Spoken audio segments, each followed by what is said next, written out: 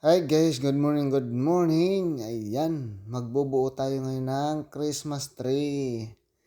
Ayan, sisimulan natin sa paa hanggang katawan.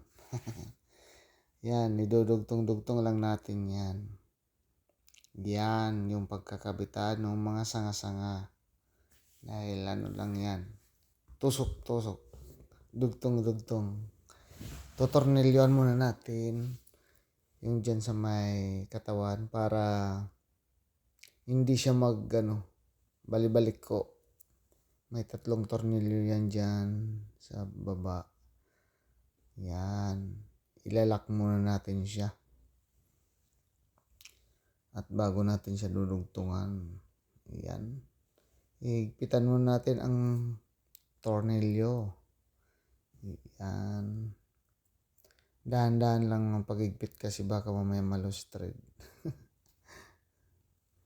Yan. Ikot-ikot lang. Yan. Yan. Urong-urong tayo doon. Hindi masyado nakikita sa camera. Yan. Ang aga ko dyan na gumising. Siguro mga 6:30 ng umaga. Or mga ganon. Ako pa lang yung gising para walang istorbo kapag ako'y gagawa.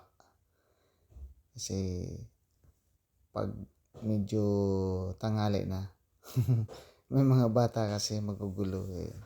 Kaya inagahan ko para ako lang yung nandyan at walang manggugulo sa akin. Ayan, hinigpitan na natin ang tornilyo. Matagal-tagal ligpitan. Maliit lang kasi yan. Tatlong tornilyo dyan sa may paa para siya yung mag-handle na hindi siya babalik-balik ko at saka tuwid yung pagkatayo ng Christmas tree. Yan, hinihigpitan na natin yan. Tapos mamaya idurugtong natin kasi yan 6 feet ang haba. Ang taas pala, hindi haba. Ayan, idurugtong na natin yung kadugtong. Ayan. Mas mataas pa sa akin yung Christmas tree na bubuin ko. Tsaka malaki. Kaya medyo yung space na malalagyan. Diyan ko ilalagay yan sa kanto. Yan. Yan, nadugtong na natin yan.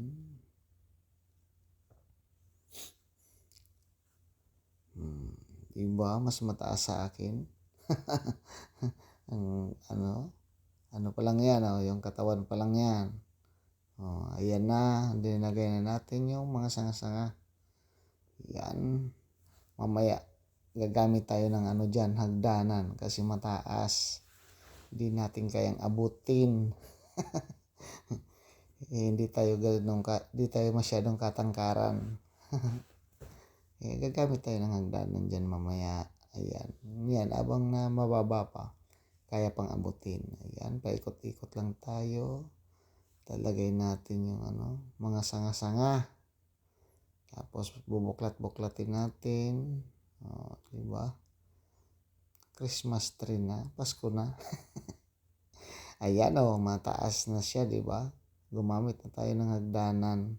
Kasi di na kayang abutin ng walang hagdan. Ayan. Akyat-akyat tayo.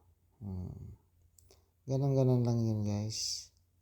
Pagbuo ng Christmas tree. Para ka lang naglalaro.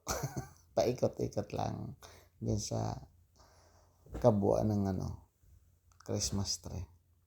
Pagkatapos niyan, pag nabuo ko na yan, lalagyan pa rin natin ng yan, decorate. Ayan, di ba? Ingat-ingat lang sa taas, baka mahulog ka dyan. Yan, mabuti na lang mayroon tayong ladder. Hindi tayo mahirapan kasi kung upuan ang gagamitin natin dyan, mahirap umakyat-akyat tapos yung upuan mababa din, hindi natin naabutin yung pinakatuktok. Ayan yung pinakalas doon sa taas, yung pinakadulo na. Yan, bubuklatin muna natin bago natin ilalagay doon sa taas. Ayan, di ba? Maganda na siya. Wala pang decorate yan. Yan, dugtong na natin dyan sa taas. So, di ba? Buo na yung Christmas tree. Taas-taas niya eh. Lagpas ng ano to, 6 feet eh. Oh, di ba? Ayan, tapos na ang Christmas tree, buo na. Lalagyan na lang ng decorate mamaya.